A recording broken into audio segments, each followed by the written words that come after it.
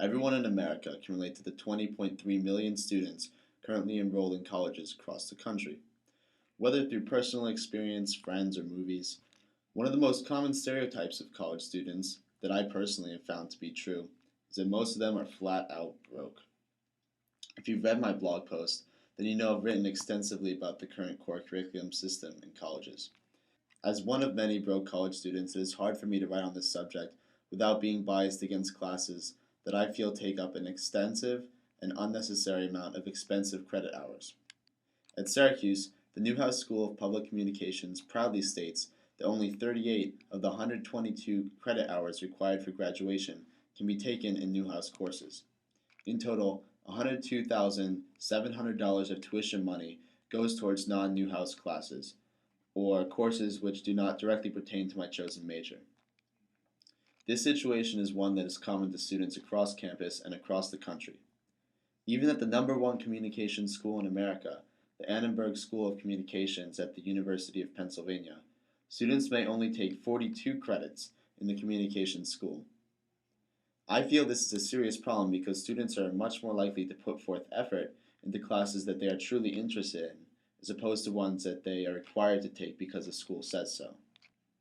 I'm not proposing that core curriculums be eliminated altogether, as one study at Marshall University indicated that students who participate in some form of core curriculum feel a lot more confident entering a job after graduation than those who had no core curriculum at all. I feel that core curriculums can be beneficial for expanding students' general knowledge base when they're used correctly. However, I believe students at Syracuse especially would benefit from a reduction in the core curriculum. If students were allowed to take more classes that directly pertain to their area of specialty, I believe that GPAs would rise on campus as students would wholeheartedly participate in the new classes that they feel are relevant to subjects they care about. By maintaining some form of reduced core curriculum, students would still be able to take the classes that the school thinks they should to prevent them from focusing too narrowly on one subject, but would also be allowed to take classes which would really interest them, and I believe that their grades and education in general would benefit from that. In conclusion, I think that core curriculums can be very beneficial when used correctly. At Syracuse, I believe the current core curriculum requirements are excessive, and it would be beneficial to reduce the current core so that students can take more classes that directly pertain to their career they wish to pursue outside of college.